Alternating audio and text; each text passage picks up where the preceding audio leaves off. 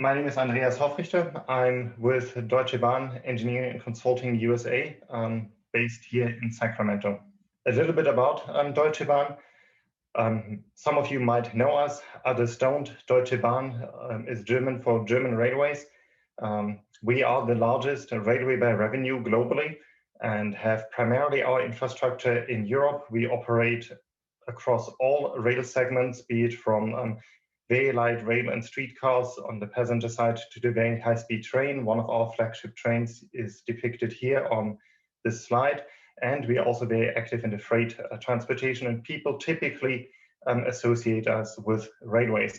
But we are also very large on road transportation. DB Schenker, our trucking arm, is very active, including here in the US, and we also hold global top positions in both of these, including shipping and air freight. Among all of these, we are within the top 5 globally. So when it comes to transportation and mobility, we are a relatively large player.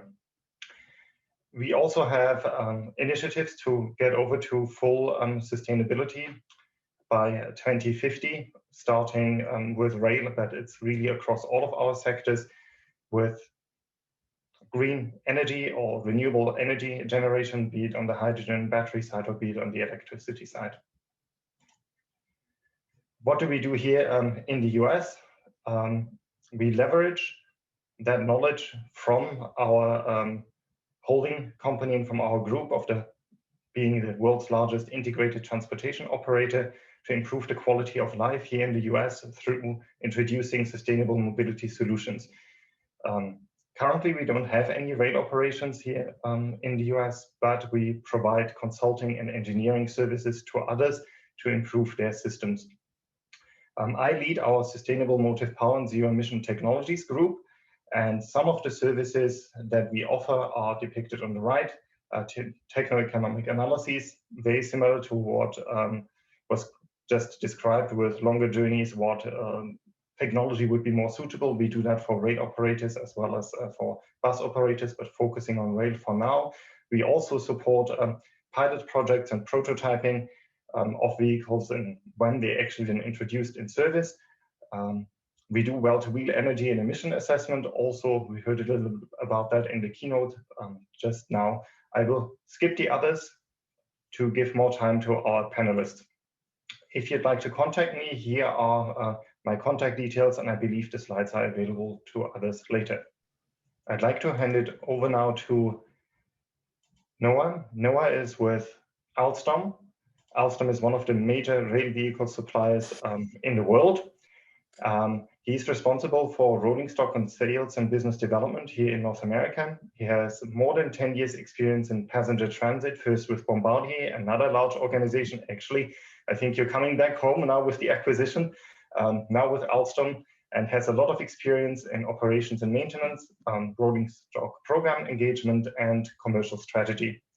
He will primarily talk about their product platform, the Island, which is the first commercial hydrogen-powered train globally, and it's in operation in Germany, including on our network. So thanks, we're a customer of yours. A good job. And yeah, with that, Noah, please go ahead. Outstanding. Thank you so much. This is a familiar image to a lot of folks. And even again, another reference to the Deutsche Bahn trains. Diesel in the United States, in particular in the transportation sector, is our primary mode of transportation.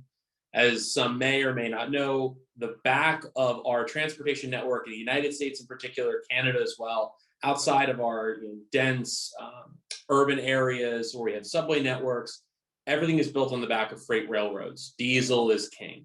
This is a significant challenge to our industry and our region in particular of how do we move to a decarbonized footprint?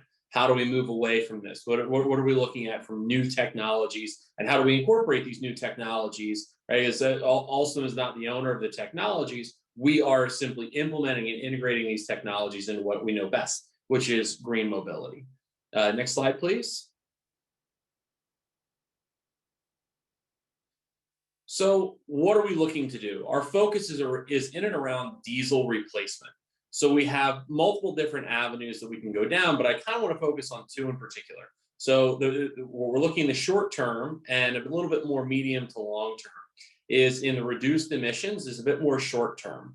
This is where we take existing products and we work on a bi-mode basis where we'll be looking at an electrical multiple unit and combining that with diesel. So if we have a transportation system which is not fully covered by catenary or electrified, there are segments that are not covered by that catenary section. It can operate on diesel, so we can have consistent operation.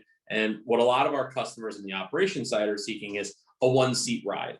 So as an example, I'm thinking of the concept of whether it be Caltrain, whether it be Long Island Railroad in New York State. They have non-electrified territories. This may be able to switch between operation. So from our current product portfolio, we utilize our ALP45 dual power locomotive, where it's catenary powered, as well as Tier 4 diesel, which are currently in operation and being delivered to New Jersey Transit. And moving a little bit more towards the future for an emissions-free concept, we're looking at two particular strategies. So a BEMU, or a battery electric multiple unit, and a fuel cell electric multiple unit. The concept behind these two is fairly straightforward, and I feel somewhat self-explanatory, where with the BEMU, it's a mix of a battery power traction combined with an overhead catenary or third rail electricity. This allows us to recharge the batteries when it is on catenary or third rail, as well as using regenerative braking energy to recharge the batteries as well. This is a little bit shorter of current range. We're looking between 80 to 120 kilometers based off of our existing product sizes today. But as the technology advances, we can begin to stretch out these ranges here. Now, fuel cell multiple unit is a little bit more of a long range solution. We focus primarily on the regional type applications, where we're in that 30 to 40, potentially even up to 50-mile overall route lengths. This is, again, a combination of, it can be just a fuel cell multiple unit, or as we've just recently been successful in France, we're able to combine it in a bi-mode solution, in which we have catenary power as well as hydrogen power, so you can traverse these off catenary sections. Next slide, please. So what did we do? We started with our island. Again, our focus was on how do we remove diesel from the equation? Okay, let's remove diesel. So let's start with the diesel product. We call our diesel multiple unit. So we started with the diesel, as you can see on the left of the screen, our Lint product. This is considered a diesel multiple unit. It's a two-car regional train set, where in red you see the diesel power pack, and in yellow you see the diesel fuel tank highlighted below. So let's take those out, and let's insert the necessary technology required for a hydrogen fuel cell. So we began the installation of hydrogen fuel cells on the roof, additional hydrogen storage tanks on the roof as well. Additional battery packs are required to help balance out the load when we're talking from fuel cell generation, as well as on the recharge side, as well as additional converting systems and electrical traction motors, because the original diesel Lint program was a direct drive. So we had to add additional traction systems to be able to propel the unit forward. Next slide, please.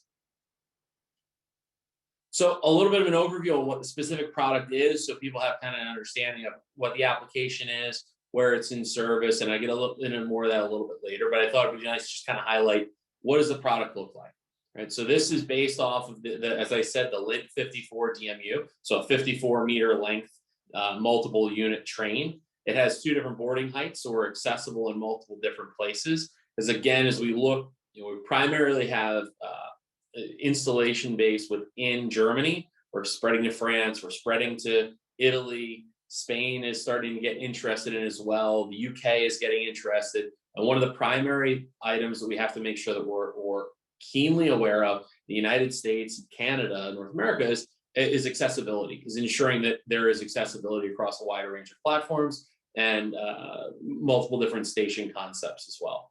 Roughly 140 kilometer max speed, pretty standard for what we look at in this segment. 150 total seats, a single toilet, and again, the two key things that we found from our customers is not only is it zero emission, it removes the ability to removes the need for diesel fuel, but it's significantly less noise in operation. And as we go these regional trains move through heavily densely populated residential areas, this is key, right? The noise complaint are significant with locomotive technology, in particular here in the United States. Next slide, please. So just from comparison's sake, when we talk about the concern with diesel and removing diesel from the equation, if we look at a comparison of the installation of one train, right, one of these individual trains, getting this out into service is essentially the replacement of its diesel counterpart, essentially removing 700 tons of CO2 per year, or nearly 400 cars by equivalent. When we look at the traditional full fleet install, about 30 trains, we're now talking about 22,000 tons of CO2 removed per year. This is significant. And now if we look at this and we apply this across the broader spectrum of freight transportation in North America, there are over 30,000 diesel locomotives in North America in operation today. The number is staggering. The ability to reduce our carbon emissions is significant. And we think this is a very good path towards success. Next slide, please. So let's talk a little bit about our experience and our success. As Andreas highlighted earlier, we have had some great success operating in conjunction with Deutsche Bahn in Germany. So long story short, we have 2 island operational train sets. They've been in operation for roughly 18 months. We pulled them out in February this year because we are moving them throughout Europe and doing demonstration programs. We're currently seeking potential customers and opportunities to do demonstration programs here in North America. Canada is particularly interested, the United States is particularly interested. We're trying to find the appropriate opportunity where we can show and demonstrate this technology. So over this course of time, we've accumulated nearly 180,000 kilometers with better performance than diesel. We found that from a maintainability perspective, we're forecasting a total cost of ownership that as time goes, we will have a lower total cost of ownership than a diesel train, a similarly equipped diesel train set. Unfortunately, right now, as we are highly dependent on the price of hydrogen today.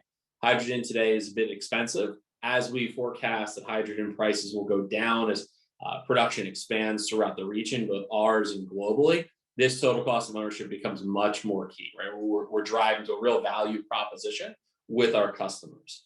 So as I said, so we've got a few installations we've done throughout Germany and other areas, but this has been really key for us because now we're getting real live data and feedback of how do we improve our product, what information can we push back towards our fuel cell suppliers about operational performance, and this has been a real key feedback loop for us. And similarly, the last point being that we've been able to draw a lot of experience on fueling and infrastructure, as this tends to be the biggest key and question when we talk about new systems and new opportunities is, oh, what's the refueling infrastructure going to look like? How are we going to make this work? This is one that we're working with other technology partners that have much more experience on the energy side of the business to partner to develop the appropriate turnkey solution to offer to customers and show them, okay, this is what it is. You get the train sets, you get the operations, the maintenance, as well as the gas supply and refueling, all bundled into one appropriate turnkey package. This we find is probably the best value proposition we can put forward to any potential customer. Next slide, please. So just want to highlight the evolution of hydrogen-powered train sets within the Alstom portfolio. I highlighted previously our Island product. You can see it right behind me. The product that's shown on the screen is our Caradia Stream. This is a larger, longer, more regional train set. This train can go up to 160 and potentially even 200 kilometers per hour. So now we're starting to expand what types of markets we can enter with this product.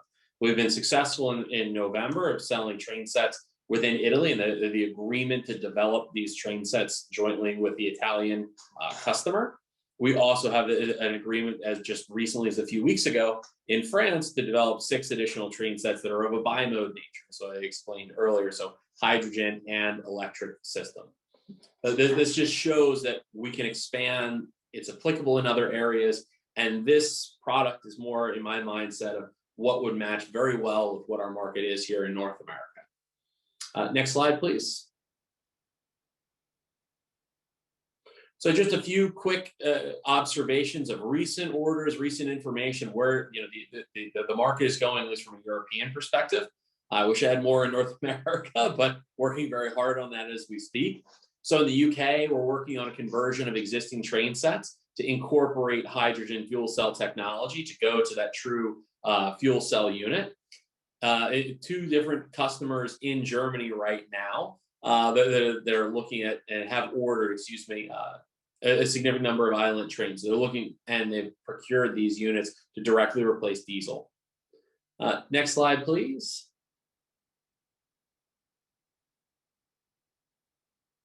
And last but not least, and I think this is a very relevant point, in particular when we talk about railroading in the United States and Canada, is the regulatory side.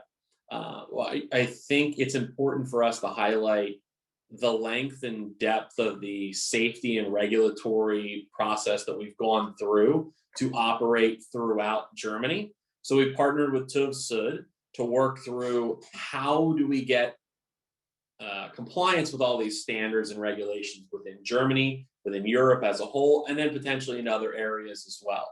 So there's been a tremendous amount of work done to ensure that we meet all of these standards within the given regions we're looking to operate. So whether it's tunnel operational safety, just regular refueling safety practices, there's been a lot of focus here, both on our side with our, consultants here with TÜV SÜD, as well as regulatory engagement on the FRA side within the United States.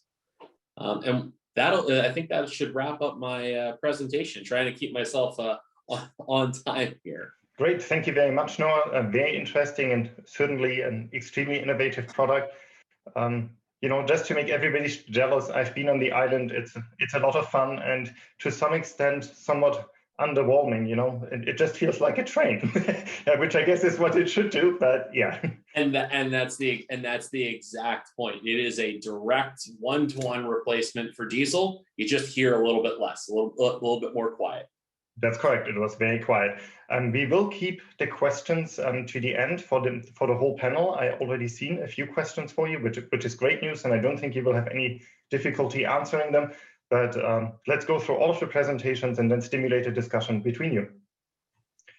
All right. Our next speaker is Dr. Brian Earhart from Sandia National Labs. He has a bachelor's in and an MS and a PhD from Colorado State University in chemical engineering. And he has actually worked on solar hydrogen production. It's going to be interesting, Brian, in how you got onto trains.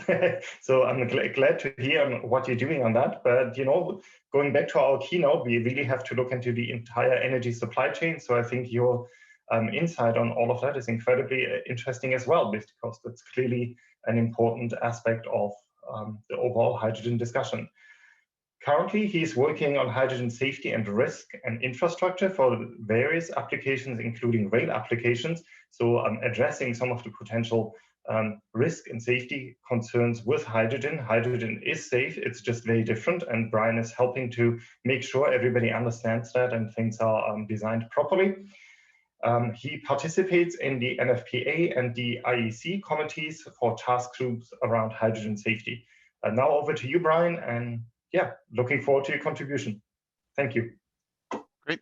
Thank you very much, Andreas. Hi, everyone. My name is Brian Earhart from Sandia National Labs. And like Andreas said, I'll be talking a little bit about some of the general trade-offs within hydrogen for rail for different rail applications, as well as some of our current work at Sandia in this space and in a certainly related space for other applications. Brief introduction to Sandia itself. We're a federally funded research and development center, a DOE national lab. And so we do work throughout the federal DOE complex and other federal agencies, as well as work with industry partners to do engineering, research, and development work to advance all sorts of items that are in the national interest, very kind of broadly defined. Our main sites are in Albuquerque, New Mexico, and Livermore, California, so Northern California. Our hydrogen and fuel cells program really has a focus on materials and safety as kind of the two main thrusts for the work that we do within Sandia for the hydrogen program. This includes materials work both in terms of production, storage, and use of hydrogen. So everything from making the hydrogen to using the hydrogen, in fuel cells in various applications, as well as storage and even materials compatibility for safety. We also do quite a bit of risk analysis, modeling, and experimentation work in order to better inform the safety codes and standards and regulations that apply to all of these various applications for the use of hydrogen systems. Very briefly, this work isn't necessarily done at Sandia, but I did want to just kind of highlight a few past examples of the use of hydrogen for rail. Some of these demonstration and test projects over the past decades, which have included a mining locomotive, passenger locomotive, and a switcher locomotive, so a freight rail locomotive in a rail yard type application. This is by no means an exhaustive list of all of the projects that have been done in the past, but I really want to just highlight that while many of the speakers today are emphasizing the passenger rail applications and those projects that are actually being done now, there are many other applications for rail that hydrogen fuel cells could really play a big role in the case of something like mining locomotives or switcher locomotives, where local emissions control is really potentially very critical, and so potentially very useful for a zero emission energy carrier like hydrogen. So some of the broad benefits, these have been discussed by some of the previous speakers, but just wanted to kind of emphasize them and hopefully spark more discussion. Some potential benefits for hydrogen for rail applications is the fact that fast fueling and scalable fast fueling is really a big part of this. It's a lot easier to simply design or build a bigger pipe to move more molecules quickly than necessarily moving a larger amount of electron. The way that those systems tend to scale can really make a big difference. Noah talked about this, but when hydrogen fuel cells are used, the same track can be used. There's no need to add additional catenary or third rail type infrastructure. The hydrogen fuel cell trains can be refueled in one place and drive on a track just like any other trains. Rail applications in particular also tend to have a lot more captive fleets, which is by which I mean that there are specific routes or specific areas under which these trains operate. So this can be within a mine for those kind of mining applications, within a rail yard for switcher locomotives, but even passenger and freight rail, there tend to be kind of much more distinct and localized applications of these hydrogen trains, which makes the chicken and egg problem of incorporating the fuel cell train and the refueling and repair infrastructure a bit more tractable, because everything is right there and it's not going anywhere. Many of the trains are already electric. Noah provided a very good example of kind of how that switch can be done. That switch is by no means trivial, but it's not necessarily a complete redesign. Electric traction motors are already in use throughout all sorts of rail application fleets. And then of course, zero tailpipe emission. The use of the fuel cell means that you can avoid those distributed emissions at the point of use.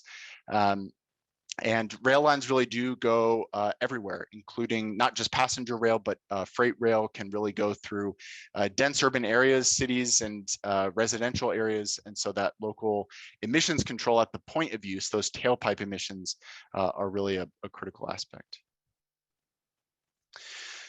So some of the environmental and safety aspects of using hydrogen versus other energy carriers or fuels.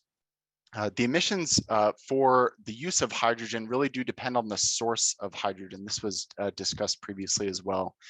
Currently in the US, most of the hydrogen produced is produced via steam methane reforming, so it's not exactly carbon free. But even by centralizing those emissions into a single production facility makes something like carbon capture and storage much easier, much more practical than trying to capture all of the distributed emissions at point of use out of individual tailpipes.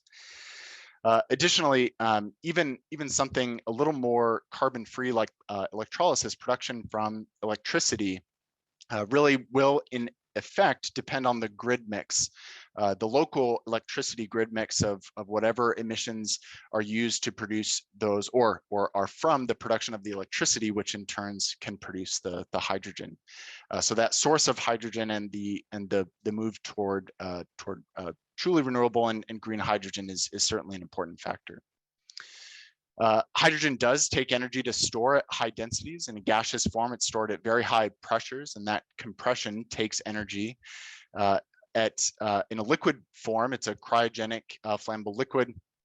That liquefaction also takes energy, and so that kind of round trip efficiency does make a big difference. Hydrogen, just like any other fuel or energy carrier, does have safety concerns. It is a flammable gas. It has different flammable characteristics than some other fuels, particularly relating to hydrocarbon fuels, like something like diesel, but even another flammable gas like methane or natural gas, hydrogen has some very different flammable characteristics and behaviors that lead to very different safety considerations. I mentioned gaseous hydrogen is stored at very high pressure. Liquid hydrogen is stored at very low temperatures. Both of those can introduce different safety considerations into new systems that are used to utilizing hydrocarbon fuels. On the plus side, though, there's no real contamination risk. There isn't a way if the fuel is leaked or spills, you don't have to worry about something like contamination of topsoil or groundwater through the spill of a hydrogen fuel system. Additionally, public acceptance is a big factor when transitioning to new types of fuels. As I said earlier, these rail lines of all types go really everywhere, and so the public can be very, very much aware of what is going right by their homes or businesses. There is no necessarily diesel engine noise. The fuel cells are very quiet. For larger trains, this perhaps makes less of an impact than for smaller passenger trains, because most of the noise you hear tends to be wheel noise from rail cars, not necessarily engine noise.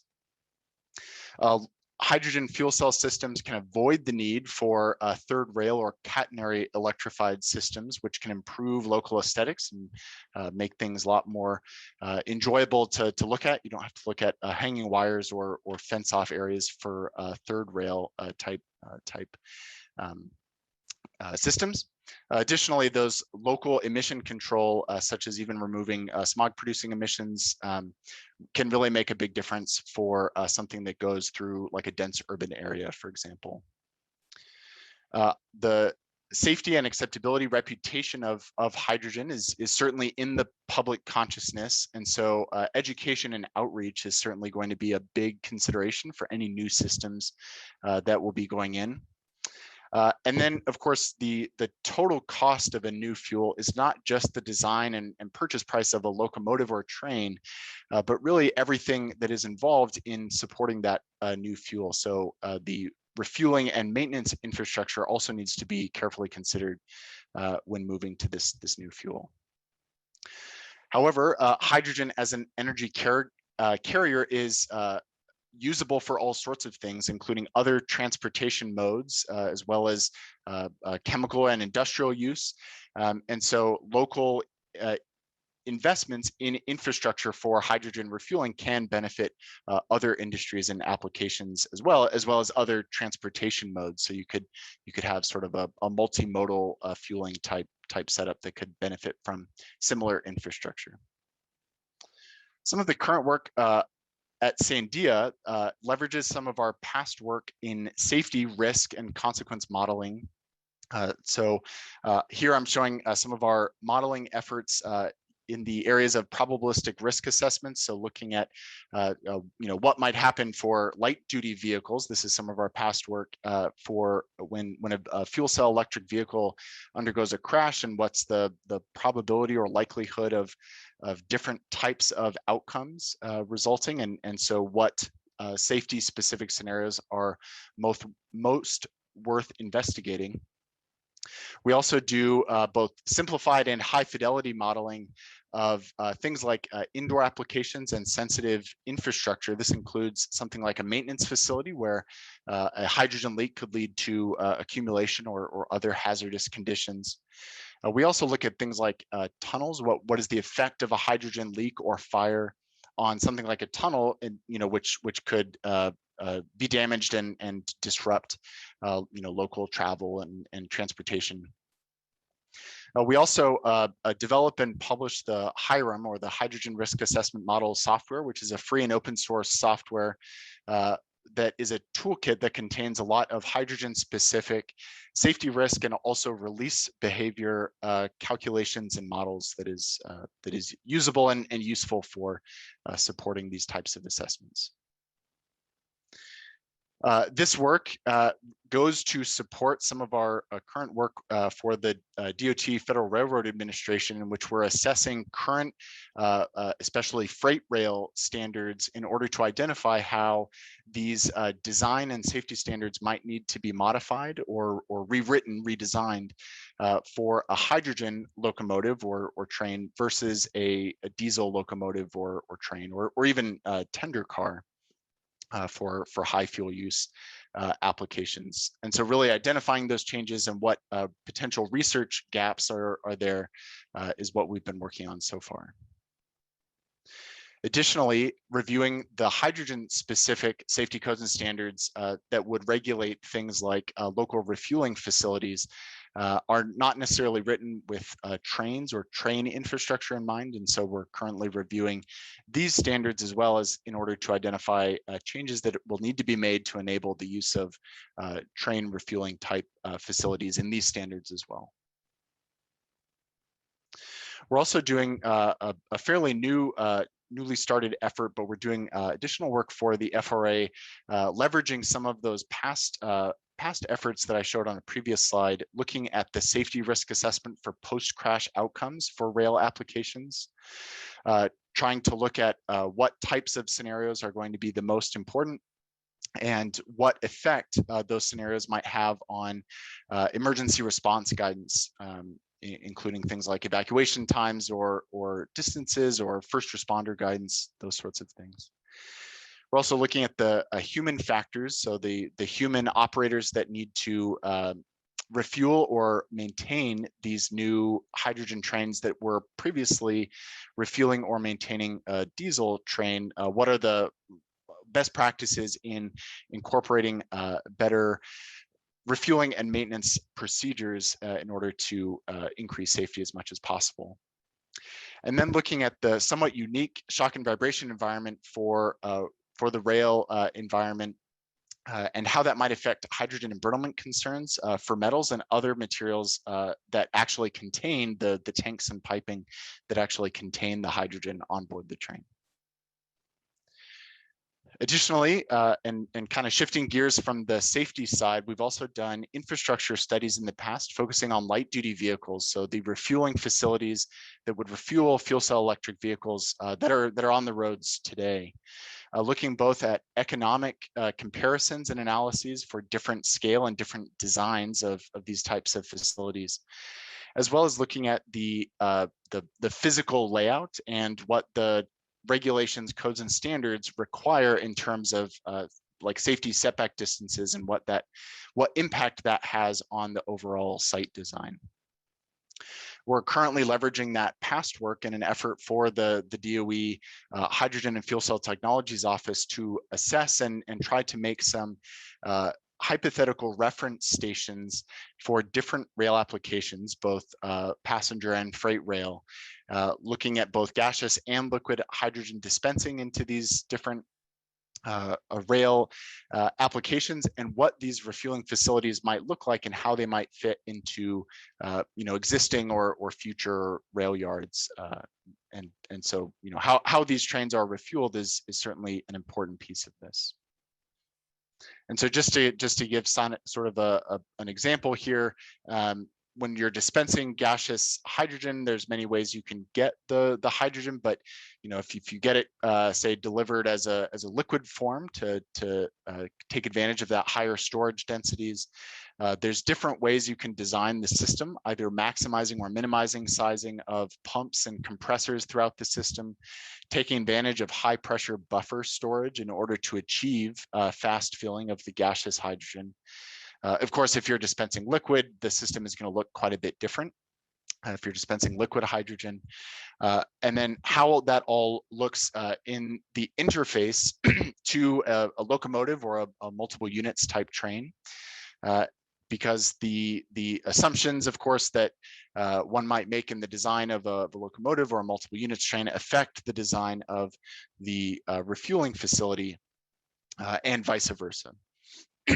You can see kind of some of our example. These are very preliminary draft numbers, but you can sort of see what a tentative refueling station refueling multiple passenger locomotives might look like. You can see kind of some of the liquid hydrogen storage tanks, some of the evaporators and compressors on site that would enable that fast fueling for these simultaneous fueling of multiple locomotives. So that's all I had. Like I said, there are many trade-offs for hydrogen usage in multiple rail applications. Safety is, of course, a critical consideration for all usage of any fuel, but certainly related to a new use of a fuel like hydrogen. And yeah, I'd be happy to answer any questions when we get to the discussion portion of the panel. Thank you. Brian, great. Thank you very much. That was very interesting. Lots of really good work ongoing. We want to keep railways safe, being one of the, if not the safest transportation mode. We want to stick to that. So all of the safety research is incredibly important also for the FRA and the regulator. And fast refueling times is a really big deal for operations, particularly if you run tight operations where you don't have a lot of time to refuel overnight, but for example, if you go across country and you have to refuel really quickly. So great, and thank you for your contribution. I look forward to the discussion. Our next speaker is Carrie Schindler. She is the Director of Transit and Rail at the San Bernardino County Transportation Authority. San Bernardino is affected by pretty poor air quality, and I'm sure Carrie will talk about that again. I mean, if you want a breath of fresh air, you may not want to go to San Bernardino, but you will feel lovely if you go somewhere else. But San Bernardino is addressing that with very innovative projects here in the US, and Carrie is a very big part of that and driving this innovation forward here in the US for the rail side. And I won't steal any more of your thunder, Carrie. Over to you. Thank you, Andreas. So thank you for having SBCTA represented here. As Andreas mentioned, San Bernardino Valley, San Bernardino County is the largest contiguous county in the United States. And our valley is situated, we have these amazingly beautiful mountains that surround us. And then just west of there is LA and our highly populated areas. So what happens is, the pollution from the coast areas and the populated areas gets pushed against the mountains. And it's been a problem for years out here. I actually grew up along the corridor you're going to hear me discuss, and can recall first stage smog alerts where in elementary school we weren't allowed to go out and at recess. So this is mitigating and continuing to have forward thinking is very important for SBCTA when it comes to how do we continue to manage our population growth, which is expected to be high in Southern California, and continue to move people and goods around efficiently, and not worsen the situation and actually improve it. So what you see up here is a diesel multiple unit that we've procured from Stadler, US, and this is to operate on a new rail line that we're about 90% complete building at this time. And if you just hit the arrow, you'll see a animation come up. There you go. So we are purchasing 3 of these DMUs to start the revenue service for this rail line called Arrow in 2022.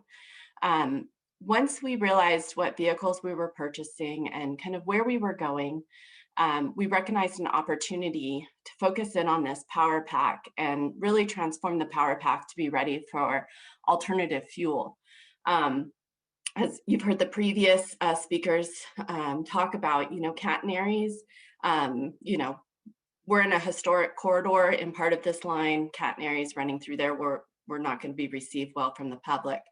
We also look at the cost of building light rail or catenary systems, and they're exorbitant.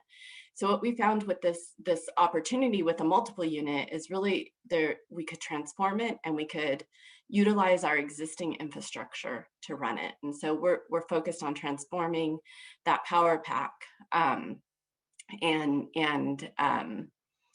just the goal is to integrate it into our fleet. And so SBCTA calls this new vehicle a ZEMU, zero emission multiple unit. If you advance to the next slide, please. So I spoke a second ago about this corridor. So we're building the Redlands Passenger Rail project. What this is a partially abandoned freight corridor that's been in place, for hundreds of years at this point. And so we completely reconstructed it in compliance with Metrolink, our operators' standards.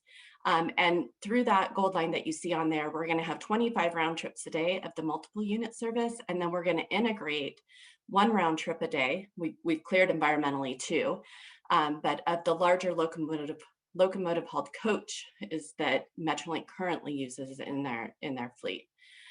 So this is at the end of the Metrolink San Bernardino line. If you go to the next slide, please. And if you hit the arrow one time, please. So there you can see it showed up in green. This is the Arrow corridor. So this is about 9 miles on the tail end of the Metrolink San Bernardino line, which is one of their highest performing lines. It is very much a workhorse in transporting people from the more cost-effective living centers, housing in the Inland Empire to the employment centers in LA. So we will be introducing the ZEMU in this corridor. We should have it delivered in late 2023. And testing through 2024, like I said, with the goal of just incorporating it into the fleet. And so we'll end up with 4 multiple units, one of them being the ZEMU. And then if you hit the arrow one more time, please. And there you go. Okay, so in this other area that just popped up, so the ultimate goal though is we demonstrate on the 9 mile corridor, and then we also demonstrate in a fashion that it shows viability to run further into LA. And that's the additional area that just popped up. Next slide, please. So we've had multiple partners to get us here. So once we recognized this opportunity, we started talking to anyone that would listen to us in the state of California to secure grant funding to do this. It took about 3 years of being out there talking about the opportunity. And then through CalSTA and the Transit and Intercity Rail Capital Improvement Program grant program, we were able to secure the funding necessary to advance this prototype vehicle. As I mentioned, Metrolink is our railroad of record and our operator. They're in all our meetings with us talking about what this means and how it will fit into their current operations. And then we're working very closely with the Federal Railroad Administration. DOE has been a great partner, and AQMD has been a peer reviewer for us. I'd also like to highlight Brian, who you just heard speak. Sandia has been a fantastic resource for us, as well as Andreas. And so next slide, please. So we had to go through a lot of performance and energy modeling. This is even before we made the decision on what type of fuel we were going to use. So this process we went through, look at the geometry, the grades. We have about a 2% grade there. The viability and the benefit of including regenerative braking, all those, we went through that process. Next slide, please. So one of the things, as I highlighted, we're going to test the prototype vehicle on the 9 Mile corridor, but we need to demonstrate that it'll work out to LA Union Station, so longer runs. The other element that the state asked us to look at is we're working with 2-car consist, so a 2-car flirt, as you can see at the top of the screen. But the state wanted us to do this in a fashion where we could demonstrate for a larger 4-car consist, which is a good consist size for running intermixed with the Metrolink locomotive hall coaches to meet the passenger demands. So in order to accomplish that, because we're not building a 4-car flirt, we have 3 scenarios. So we have the scenario of the 2-car, we have the scenario of the 4-car, but we're going to have to test with coupling basically a ZEMU and a DMU together. Next slide, please. So this is just a summary of what we see, what our energy demand needs are. And as you can see, we've broken it up by the runs. So Redlands to San Bernardino Transit Center, that's the 9 Mile corridor round trip, and then adding that piece into LA. And I put this up here to kind of show when you're developing these, there's a lot to look at as far as to make sure we can leverage as much of the R&D and the investment that's being made to get as many scenarios captured as possible. Next slide, please. In looking at our preferred technology, you know, going into this, I really anticipated batteries, but we might touch on that in some of the Q&A, but these were we set out, these are the criteria we're looking at, and these are how we weighted them. And so we went through, next slide, please. Using those as the criteria, we went through this exhaustive effort to do this high-level screening, which you can see there of all the different options we looked at, and that going through that screening, looking at what our criteria is, and looking at the flexibility for the longer haul runs that incorporation of hydrogen gave us is where our board ultimately unanimously approved moving forward with the hydrogen fuel cell battery hybrid approach. Next slide, please. This is information developed by SBCTA prior to entering our contract with Stadler. So this is based on our information we had and was used to kind of develop our recommendation to the board. Next slide, please. This is available on our website, and it kind of summarizes how we looked at the life cycle costs that got us there. So and this was done in it was actually done a little before June 2019, but this was really important to us as far as understanding long-term operation and maintenance costs. Transit funding subsidies for services in California, I think across the nation, it's fair to say, are extremely constrained. So every time we advance a new technology or push the envelope, we need to be looking at what our long-term cost implications are for O&M. And so this was an important step that we took. Next slide, please. This is where we're at. These are kind of our major components, schedule components. So we are completing preliminary design right at this moment and entering final design. And we do have ongoing coordination with FRA. I've listed there some of the key ones. I mean, crashworthiness is very important to them. So that's a topic we work on a lot with them. Fire safety inspection, maintenance, and record keeping. I would also add, they've asked us to include a representative from the operator side and the maintenance of equipment side in our quarterly meetings. So they're very interested in how the labor side is going to receive this new technology. I would also add at this point, another key component here for SBCTA, and I think any public agency, is that how does the ultimately additional vehicles meet Buy America compliance requirements so that we have access to federal funds for the purchase of future vehicles. Next slide, please. So just to wrap it up, some key areas of research needs that I see are life cycle costs compared to other alternative fuels, and keeping that up to date and keeping it, nimble so that it's useful to the operators and public agencies developing this. Hydrogen storage, ways to increase capacity and flexibility.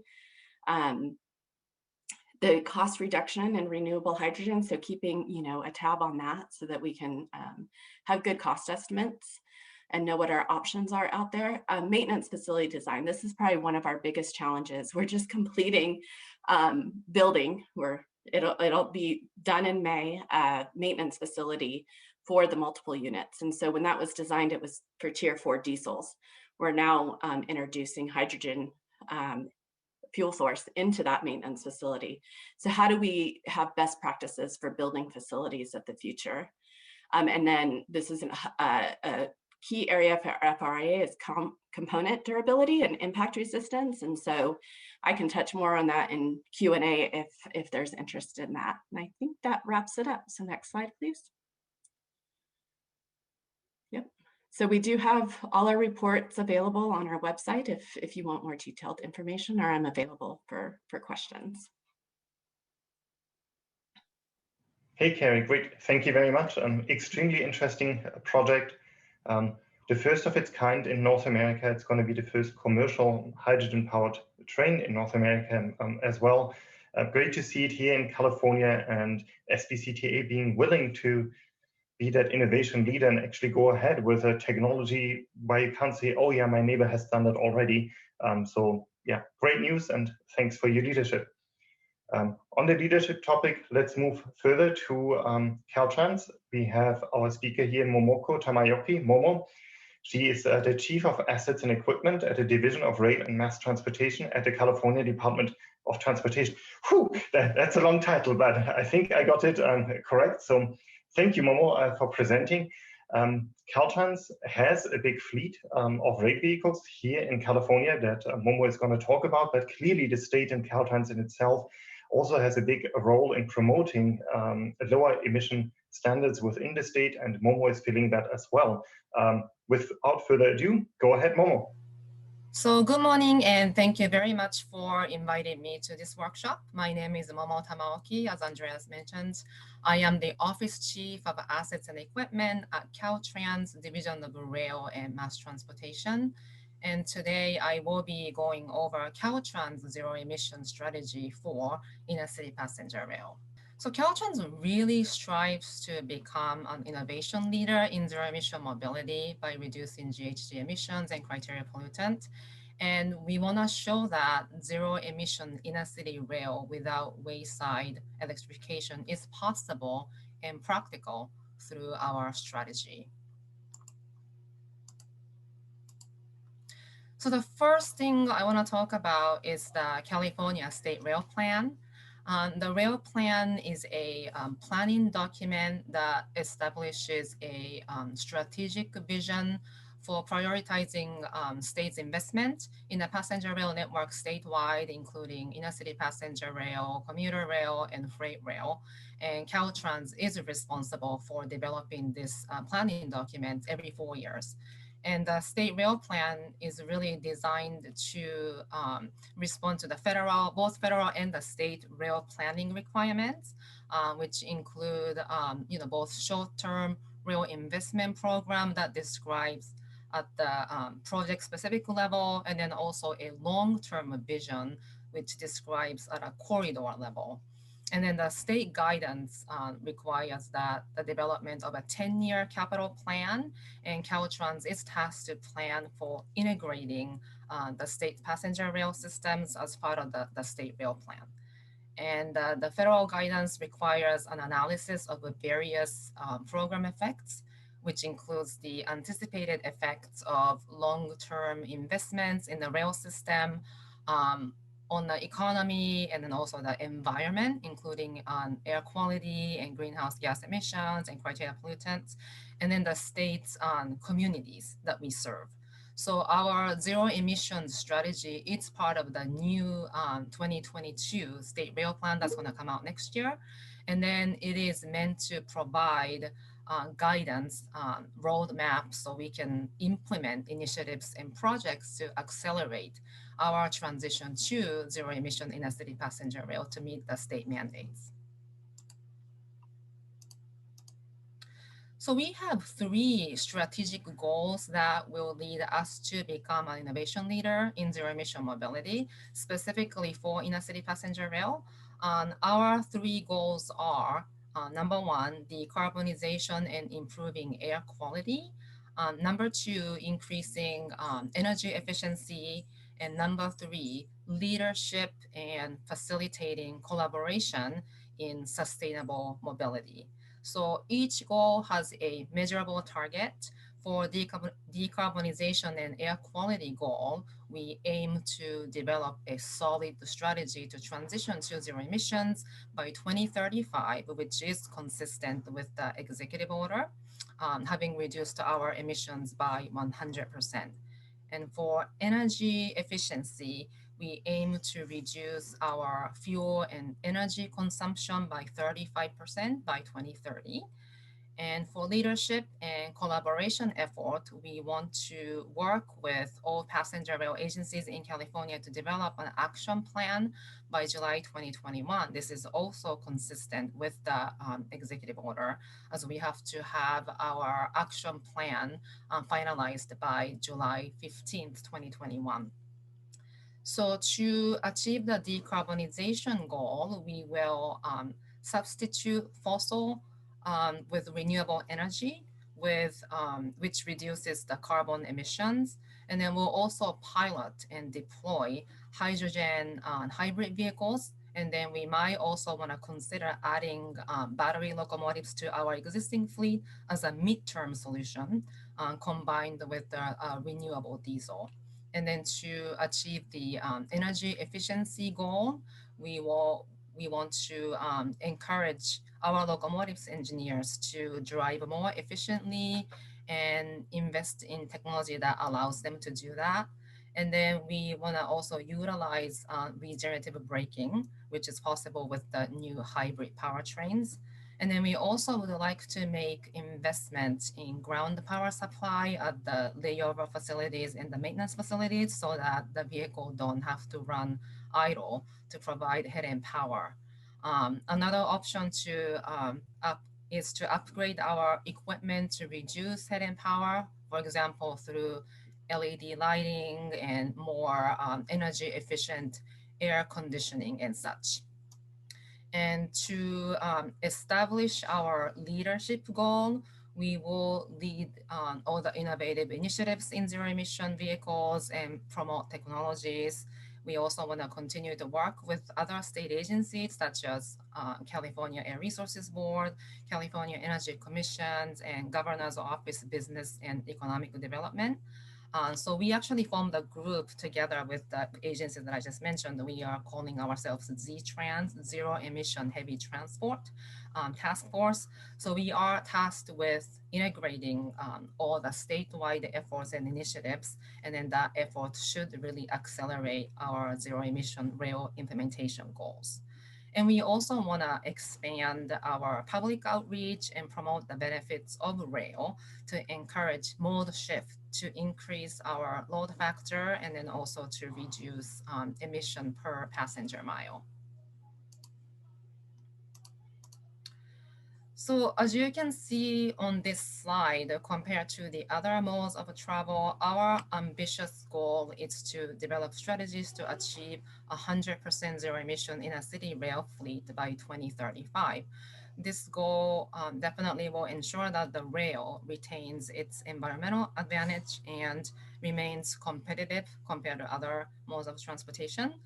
And we also would like to note here that some modes are also required by the legislation to move towards zero emissions, and others are mandated by the executive orders. So all bus purchases have to be zero emission from 2029 onwards per the CARB's innovative clean transit regulations, and then only zero emission cars can be sold in California from 2035. And then the truck fleet will also have to be zero emissions by 2045. And then all of these were noted in the executive order.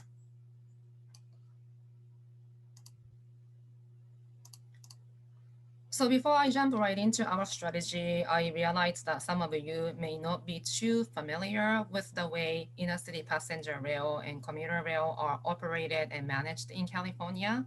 So I wanted to spend a few minutes talking about that. So when you hear the inner city passenger rail in California, many of you probably think of Amtrak California, but in reality, Amtrak is a contractor who provides operation and maintenance services to the state. So the way it works is that the state is tasked with the long-term strategic planning through the California Transportation Plan and then the State Rail Plan that I mentioned earlier. And then we also provide the funding to the joint powers authorities to manage specific state-supported corridors in California. And I'll get into more details for the specific state-supported corridors in the next slide. But the joint powers authorities are tasked with the day-to-day management and operation of their corridors. And the state is responsible for procurement and heavy maintenance, overhaul and modification of the rolling stocks that are used on those state-supported corridors. And then on the commuter rail side, like the one that the Kerry runs for the SBCTA, the state doesn't have jurisdiction over them. So they sort of undertake their own procurement with their stakeholders, and then they manage and then operate their own rolling stock. And as for the track that we run our trains on every day, they are mainly owned by the freight railroads such as Union Pacific and BNSF Railway, and then we are considered to be tenants on their right-of-way. So as I mentioned earlier, there are state-supported corridors that we are in charge of by working with the JPA. So there are 3 in California, and then the services are managed by the respective Joint Powers Authority. So in the north, we have Capital Corridor Joint Powers Authority. They manage the service connecting Auburn to San Jose.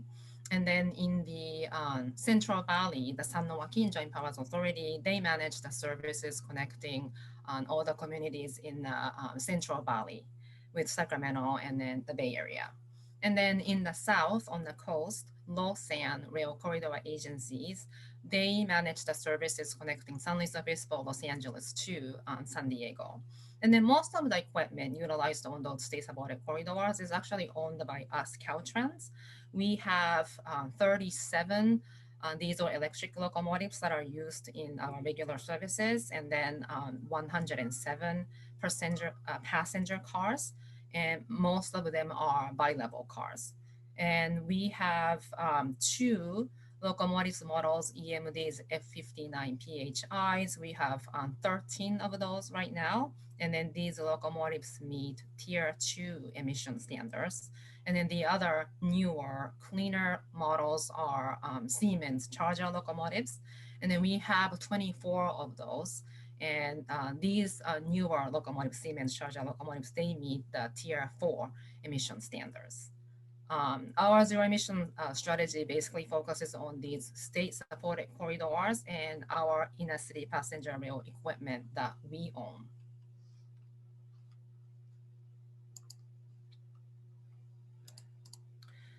So a mix of measure is really required to meet our targets. So we have 2 primary areas that we can definitely implement. The first one and the most obvious one is our motive power vehicles and then the powertrain technology used on those vehicles.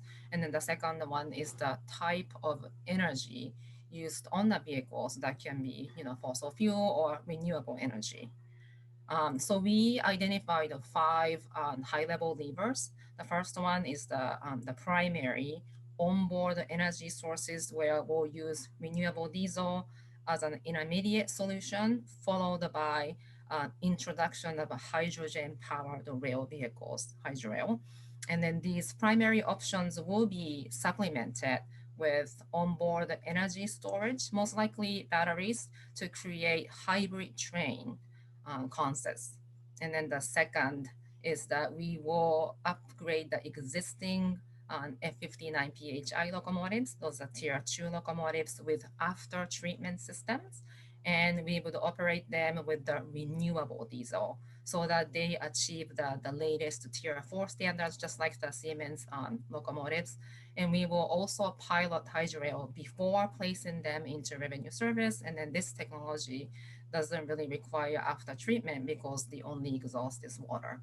And then third, we will increase our energy efficiency through more efficient driving, use of regenerative braking once the batteries are available in the consist, and reduce the head and power consumption through energy saving upgrades in our fleet. And then fourth, we expect our use of ground power first at the maintenance facility, followed by the rollout to the all layover facilities. And then that would significantly reduce idling of our diesel engines, and that will result in decreasing emissions and fuel consumption. And then fifth, last but not least, transitioning from the current petrol diesel to 100% renewable sources, first with the mix of petrol and renewable diesel, followed by the green hydrogen that is produced from renewable sources such as wind and solar. So here is the high-level summary of technology evaluation and the options that we were considering to achieve our goals. So diesel on the left is presented as a baseline, so you can compare it to the other options. And the full wayside electrification is on the right, showing the other extreme.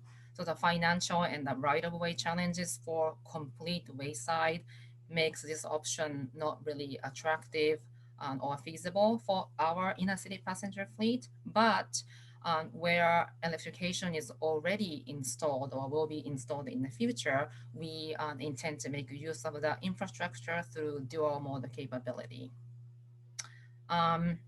The other possible options are shown in between those two options. So 4 primary dimensions were evaluated.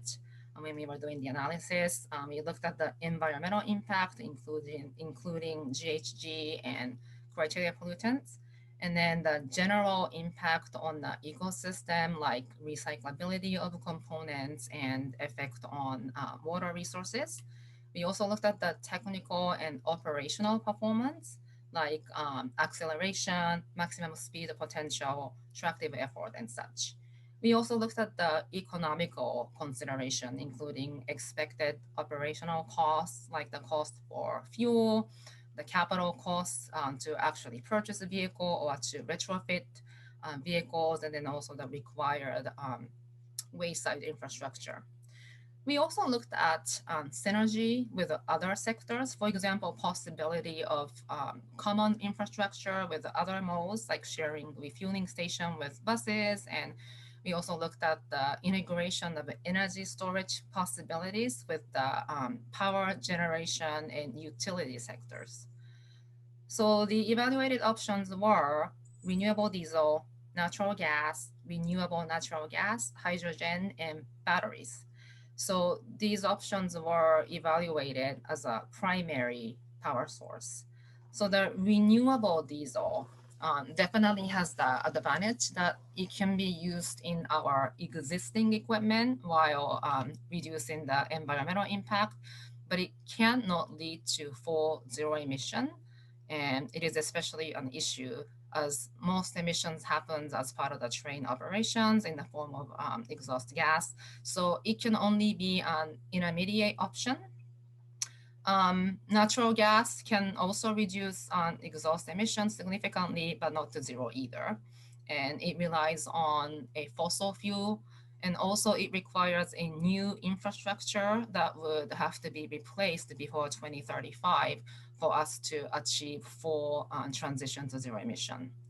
Renewable natural gas is similar, also resulting in emissions that occurs as part of the train operations, both GHG and criteria pollutant, but offers environmental improvements through the supply chain, as waste products like the landfill gas can be utilized as a feedstock, but we would face the same issues with having to replace the infrastructure and equipment in a few years to achieve the full zero emission. Hydrogen does not contain carbon and then can be utilized in the fuel cells, resulting in only water as exhaust. Hydrogen is also energy carrier, and because of that, it can be produced from many feedstock. It's also energy dense from a weight perspective, but requires more onboard storage space than diesel for practical ranges. It is significantly more energy dense than batteries, and the vehicle can be refueled quickly. And performance of embodied power is similar as diesel. It's actually slightly better. The option can be financially feasible, especially compared to the wayside electrification. And then it offers several synergies with other sectors. And because of all of these reasons, currently we are looking at hydrogen as our preferred option. Battery are also definitely another possibility and have good performance across most dimensions, but their energy density makes it difficult for practical use for us, especially in a city, passenger rail application, because several tender cars would be likely needed or significant wayside electrification would be necessary, which is very expensive. Also, recharging times are long for that.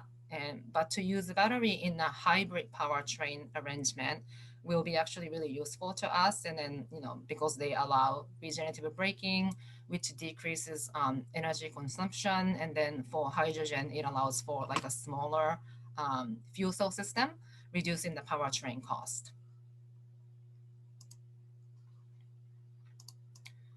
So this slide shows the roadmap with emission improvements over time. The implementation year and the measures are listed on the timeline, and then arrows indicate targeted emission reduction of both GHG and criteria pollutants compared to the base year, which is the 2020 and 2021. So as you can see, we are taking staggered approach and then the impact based on that. So in the short term, energy efficiency programs like more efficient driving and increased use of ground power leads to reductions. And the next step is the upgrade of the after treatment system, operation on renewable diesel by 2023. And then the fleet average criteria pollutants performance will be tier 4 or higher by 2025. And then the fleet introduction of Hydrorail has made substantial progress by 2027. And then by 2035, we strive to have the entire fleet of a regular in-service inner-city passenger rail fleet to transition to zero emission. And that concludes my presentation. So thank you so much for your time and listening. Great, thank you very much, Momo. That was extremely interesting and super ambitious plans from Caltrans here, even in a global perspective. Nobody else is currently going with very high power locomotives over to full zero emission without wayside electrification. Now we'll go into the question and answers for the panel, and could all panelists please turn on their cameras so everybody can see who is speaking. In the chat, I've received quite a few interesting questions, and I start with one that each of you can answer in turn. So considering the 2035 timeline target, what practical support do the panelists' organizations need can be provided by other organizations and actively supporting fuel cell technology reduction cost for rail applications? And let's just follow through the speaker list like we had before. Let's start with Noah, just putting you on the spot here. No, that's fine. I think one of the biggest things that we would see, and I think we've talked to some of our customers on here, is support at a federal level to incentivize and provide the appropriate credits to kind of bridge the gap in the short term, as we talk about hydrogen fuel costs high right now, to help put it on a competitive playing field with the rest of the technologies out there. And I think the continued education programs like this help significantly to understand that this is not a space project. This is not, we're not building, rocket ships here. This is technology. It's applicable today. It is a direct replacement. Great, thanks, Noah. Then over to Brian. Yeah, I think for a lot of the safety and codes and standards specific work that can help support these very relatively short timelines, there's a little bit of a chicken and egg problem when it comes to regulatory and codes and standards requirements, right? You want to write these requirements in such a way that they're applicable and reasonable for a given design or a given system. But of course, until those designs or systems exist, it's difficult to write requirements. So there's a little bit of a bootstrapping that has to be done in these kind of early days of a technology. And so getting support from other organizations, sharing things like safety relevant data or operational data or even designs can be really helpful in better informing those types of requirements such that they promote safety to the greatest extent possible without putting undue or unnecessary burdens on a new and nascent technology. All right, following on with Carrie. Yeah, so I echo what's been said, definitely. I was remiss earlier, Momoko's also been a real key partner for SBCTA, and that touches on what I'm gonna highlight. I think we need a repository of information that is useful to the operators as they start to implement these new, fuels. I think it's really hard for them, right? They don't want to see their operation jeopardized. They need to have reliability and resiliency. And so if, where do we capture all this? I try to do a good job of sharing all the information we're compiling. It's all on our website, what's not proprietary, but someone that spearheads that and brings it together. And I think Momo is doing a great job of that, and we just need to continue and do it more broadly. I think the other area I'll touch on is FRA is doing a LNG tender car test, crash test here, probably likely sometime this year. But, getting down to the nitty gritty of how does the pin in the top of the fuel, tank survive in a side impact. It's those types of things that are going to be very important as we look at the current federal regulations and how we build, the vehicles and how applicable those are and what, possible changes are needed as we introduce more fuel. All right, and now Momo, your opinion on all of that.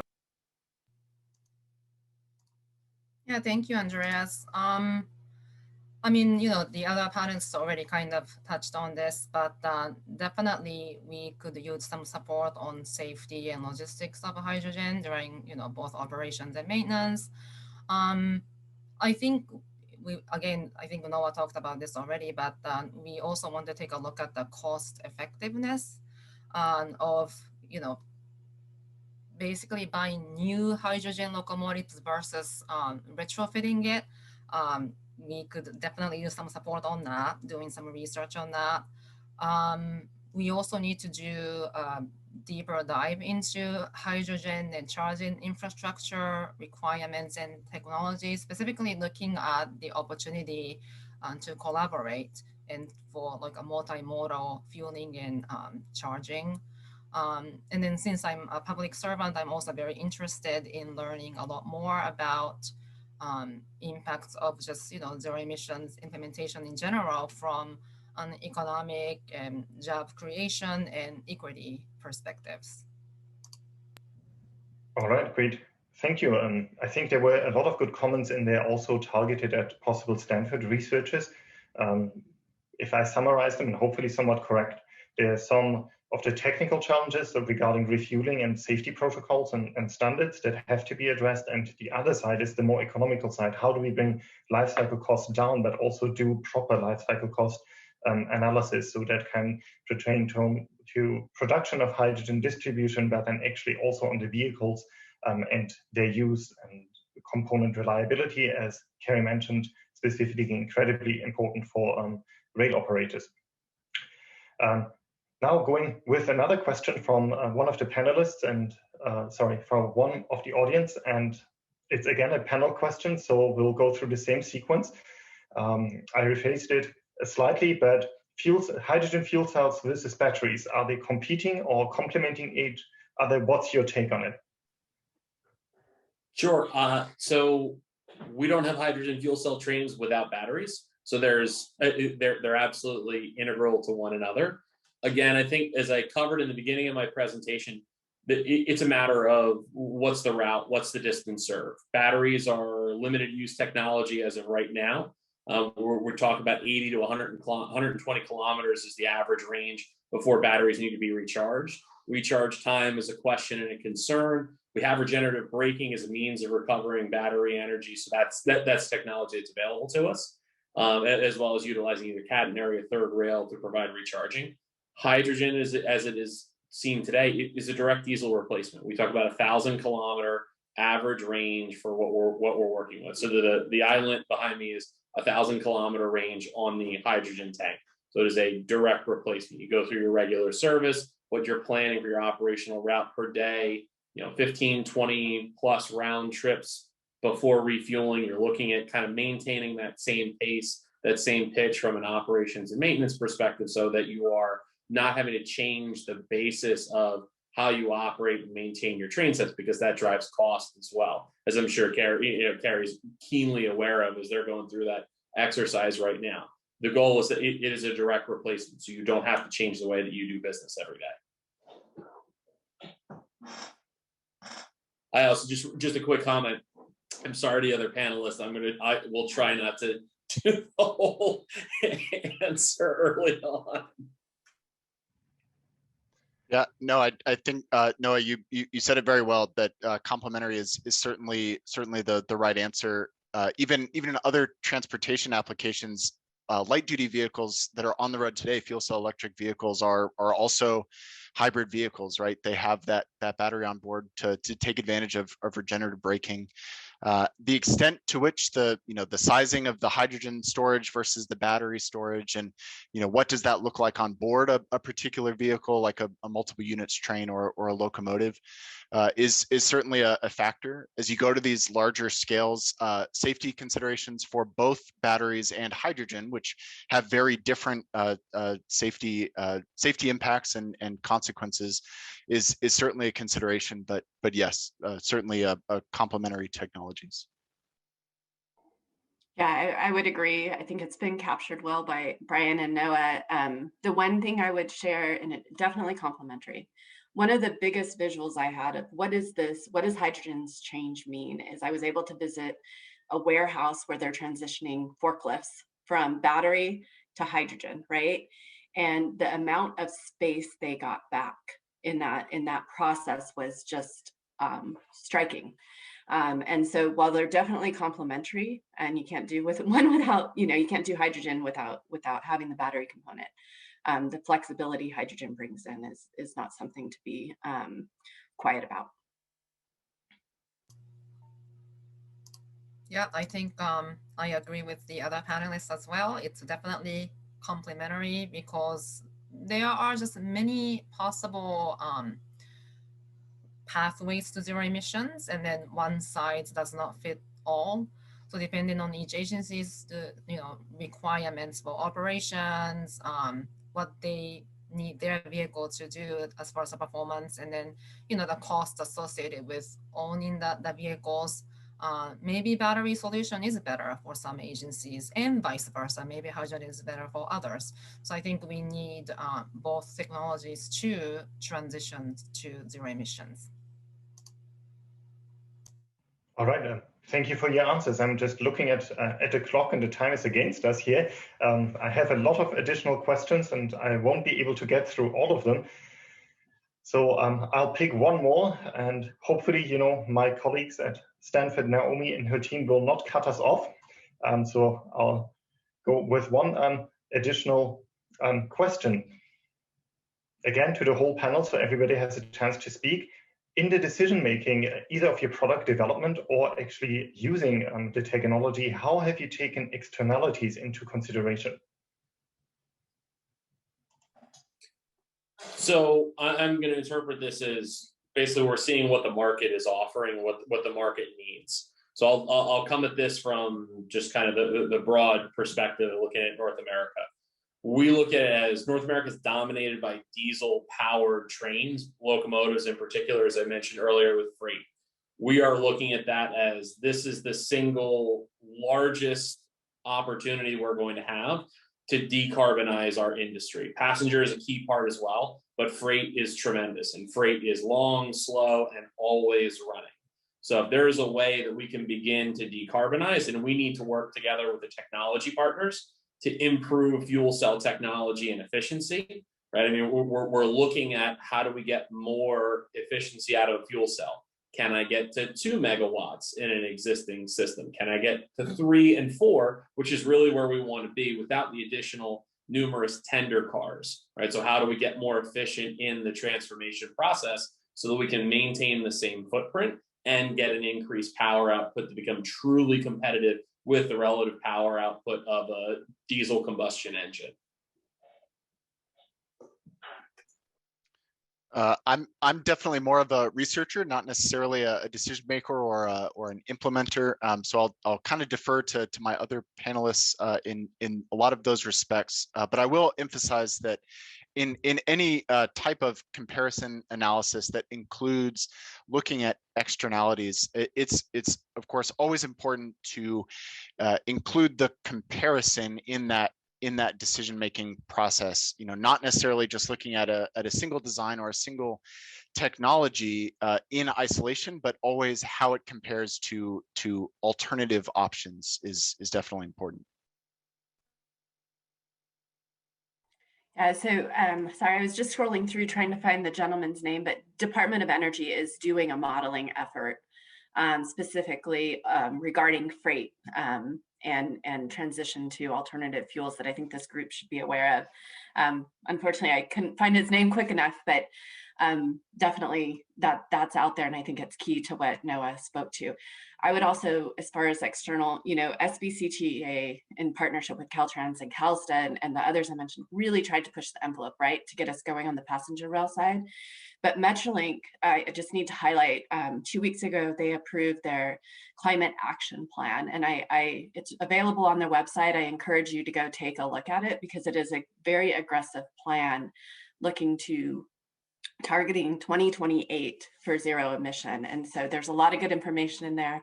It is aggressive, but externally that's huge for us to go from chasing, you know, the funding to start this effort to now Metrolink, which is a major commuter railroad in the nation, putting that plan forth. It's really exciting. Externality is definitely something that we have to look at, but I agree with Brian. We also have to do like a really good feasibility study, really good research, so that we have facts and data and all the information that we can sort of back up our decisions. And also, you know, public engagement. We have, as a public servant, I owe it to the general public and then all the stakeholders to inform them and to let them know what we are doing and why we are doing it. When you have a very good, solid study and research that I can show them, this was the best option. This was the reason why we chose, you know, these solutions or whatever. I think that's how we have to deal with that. All right, thank you everyone for your contribution on that one. This is a pretty difficult and very open-ended question. Obviously, first, how do you define externalities, and then what do you set as the boundaries? So I think you did a great job in giving your respective perspectives, and I think everybody in their own way is actually taking this into consideration already. You know, on the public side, it's clearly more widely applied. This is from rail vehicle manufacturer and then extension to the rest of the industry. It's more, you know, shorter within an organization. And so what is the impact to our external stakeholders? And for obviously the state, it's the public as a whole. Now, unfortunately, we are already over time. I have a lot of really other interesting questions, but I can't get to them for you. There were some direct questions to individual speakers. I believe everybody has your contact details. So yeah, maybe you can briefly comment as an end note from each of you if you're happy to take questions offline, and then I'll hand over back to the Stanford team and Naomi to end the session. Thank you. Oh, sorry, to Jimmy. Absolutely. Feel free to reach out, please. If there's any questions, product, application, anything like that, happy to talk, happy to discuss. Always want to keep the discourse going.